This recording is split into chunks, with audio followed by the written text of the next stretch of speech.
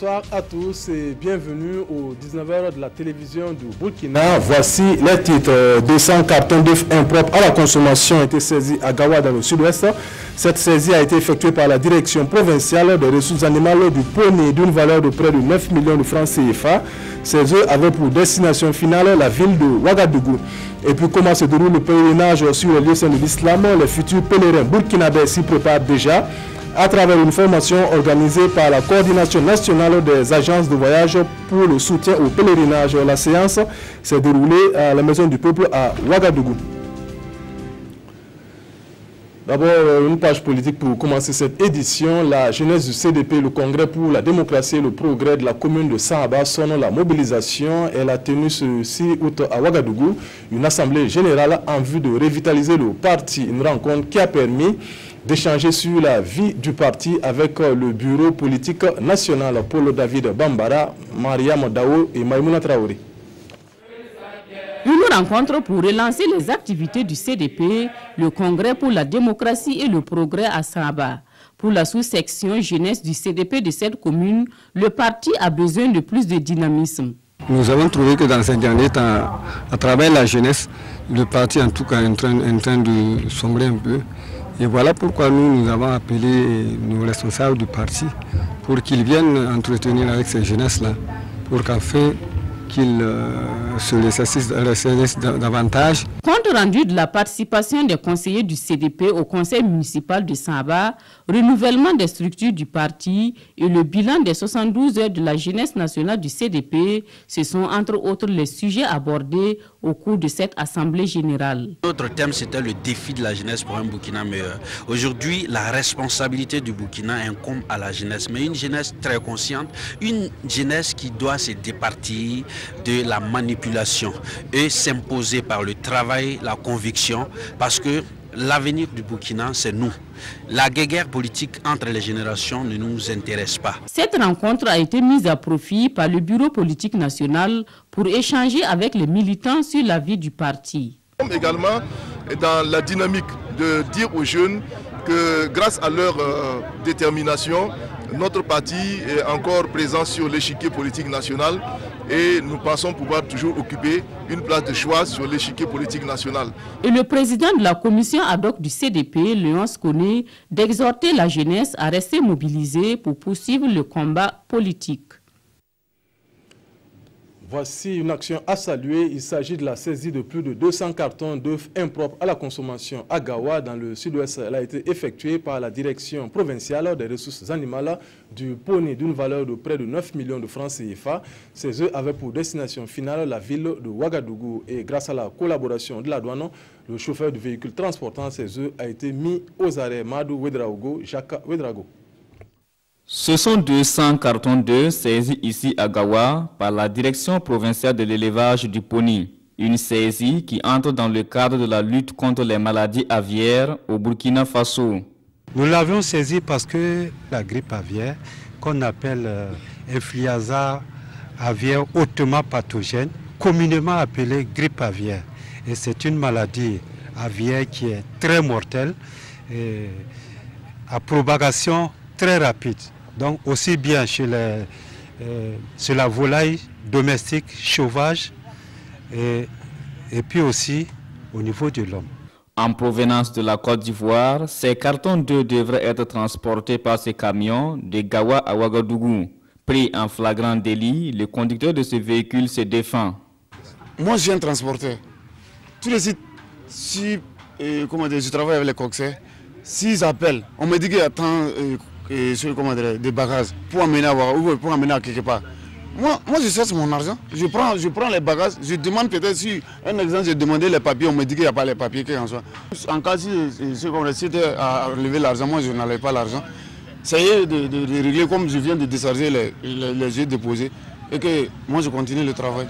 Estimé à un coût total de près de 9 millions de francs CFA, ces 200 cartons d'œufs seront incinérés et enfouis en terre. Le camion en question est conduit dans un garage pour être lavé et désinfecté afin d'éviter une éventuelle propagation du virus de la grippe aviaire. Un atelier d'information et de sensibilisation sur l'intégration des communautés vivant dans la boucle du Moun s'est tenu à Dédougou.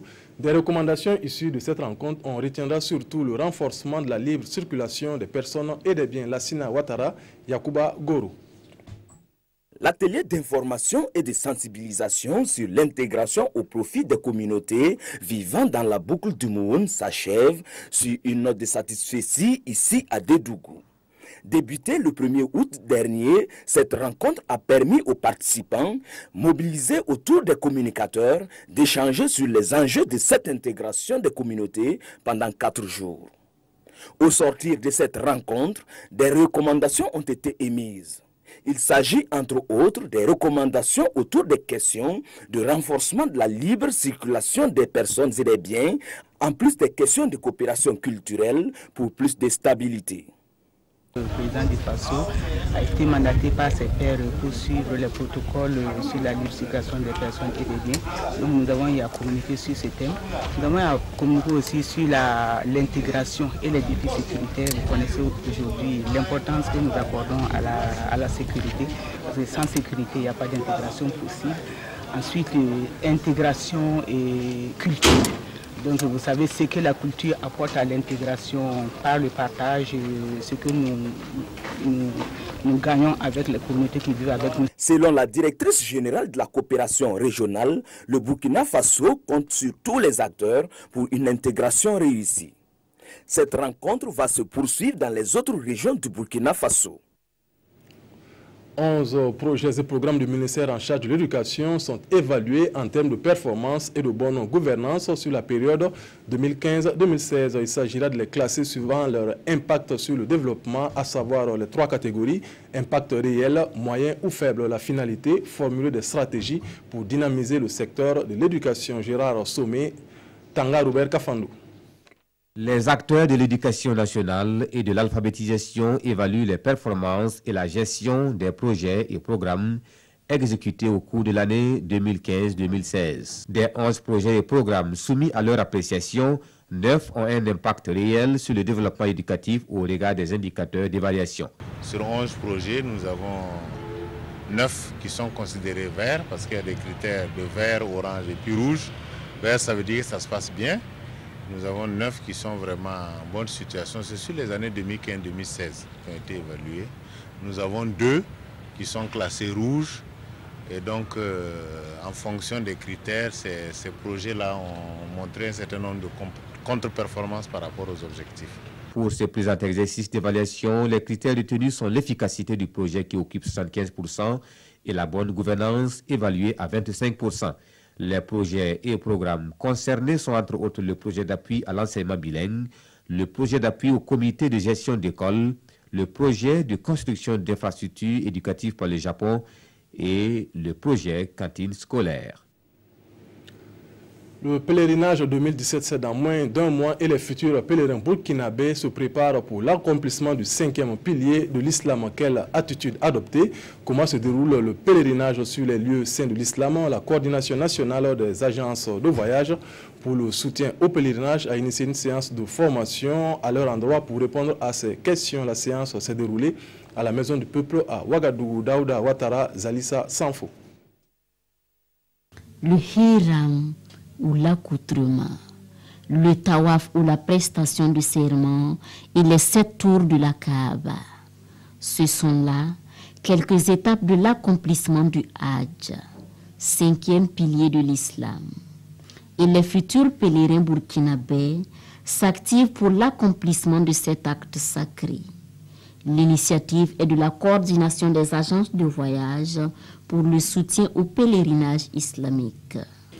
L'objectif, c'est de finaliser ce qui s'est fait à travers toutes les agences pendant plus d'un mois dans des grandes mosquées où il faut présenter aux nouveaux pèlerins tout ce qu'il doit avoir comme comportement, tout ce qu'il doit avoir à faire au niveau de Médine et de la Mecque. Après la phase de démonstration, c'est au tour des futurs pèlerins de passer à l'acte. Tous essaient tant bien que mal d'assimiler et de mettre en pratique les conseils reçus. Avec la grâce de Dieu et les bénédictions des parents et les hommes du Burkina et les femmes du Burkina. Je pense que ça peut aller. Pour la première fois, ça aide vraiment à voir sur place comment ça se passe là-bas. Bon, j'ai appris beaucoup de choses que j'ignorais. Vraiment, je pense qu'en plus, sur place, avec les encadreurs qui seront là, tout va aller plus rapidement. Ce sont environ 8000 fidèles musulmans burkinabés qui effectueront le déplacement vers la Mecque pour le Hajj 2017 contre 5000 l'an dernier. Le 4 août est la fête patronale de Saint-Jean-Marie de Vianney. La paroisse de Tampouy, baptisée de ce nom, l'a célébrée en différé ce dimanche. Bénédiction et onction ont marqué cette célébration en présence du cardinal Philippe Ouedraogo. Reportage Nongba Kouda, Dramane Guéné. C'est la fête ici à la paroisse Saint-Jean-Marie Vianney de Tampouy. Placée sous la protection du saint patron des prêtres, Saint-Jean-Marie Vianney, la paroisse reçoit ainsi son onction. Et le cardinal Philippe Ouedraogo d'exprimer sa satisfaction vis-à-vis de cette paroisse créée il y a seulement un an. Félicitations pour le travail réalisé. Voyez cette belle église. C'est le fruit du travail des uns et des autres. La générosité du peuple de Dieu sur fonds propres. Ils ont pu donner au Seigneur une belle église. Alors nous sommes venus, comme le veut l'église, selon la coutume de l'église, nous avons dédicacé, nous avons consacré cette église. Prières et offrandes sont faites pour rendre grâce à Dieu. Et les paroissiens esquissent des pas de danse pour exprimer leur joie. La fierté se lit sur le visage de tout un chacun, de tous les fidèles de la paroisse. Aujourd'hui, c'est un jour spécial pour nous. C'est un grand sentiment de joie et d'action de grâce à Dieu. Alors si on voit tout le parcours jusqu'à ce que ça devienne une paroisse, alors on voit qu'il y a le doigt de Dieu, il y a la main de Dieu dans tout cela. Donc nous ne pouvons que lui dire un grand merci et lui exprimer toute notre action de grâce pour tout cela. Dans la cour, une kermesse pour agrémenter la fête. Pour être plus complet, un mini-concert est organisé dans la soirée pour clore cette journée en beauté. L'insurrection populaire est-elle une révolution? Voici le thème de la finale du débat oratoire des établissements secondaires tenu à l'Assemblée nationale. Le lycée Saint-Viateur de Ouagadougou est venu à bout du collège de Tounouma de Bobo Dioulasso. Quant au supérieur, c'est l'ENAREF qui a pris le dessus sur l'institut privé Shalom. Le résumé avec Nongba Kouda et Nyarkiteda. L'insurrection populaire est-elle une révolution? C'est autour de cette thématique que le groupe scolaire Saint-Viateur et le collège Tounouma de Bobo Dioulasso ont rivalisé en finale de débat oratoire dans la catégorie établissement secondaire. Le peuple, il est le roi. Et quand le peuple se lève, même les pires dictatures se courbent. L'univers, aussi infini soit-il, ne représente qu'un embryon. Au finish, c'est le groupe scolaire Saint-Viateur de Ouagadougou qui a surclassé son adversaire pour sa maîtrise du thème, mais surtout pour son savoir débattre. Dans la catégorie des universités et instituts supérieurs, c'est l'École nationale des régies financières ENAREF qui est consacrée meilleure aux dépens de l'Institut polytechnique Shalom. Les deux grandes écoles ont mené le débat sur le thème « Notre nation ne reconnaîtra plus un président qui fera plus de 2 mandats ». Si elle peut être justifiée par le malaise des peuples africains, comment on peut comprendre que quelqu'un se trouve dans un pays, il fait 2 mandats, 3, 4? Les débats oratoires ont pour objectif d'améliorer le coefficient intellectuel des jeunes et les résultats de cette 5e édition sont satisfaisants. Les régions où nous avons présentement les débats oratoires, c'est souvent les anciens débatteurs de la première ou de la 2e édition qui sont allés dans ces régions et qui ont installé par exemple là, ces clubs de débat. Donc nous pouvons dire que ces 5 années, et le débat a grandi dans le milieu scolaire comme dans le milieu universitaire. Les meilleurs orateurs ont été récompensés et dans les prochaines semaines, ils iront faire valoir leur talent au Togo. C'est la fin de cette édition. Peggy Ouedraogo vous retrouve pour le 20h. Bonne suite de programme. Bonsoir.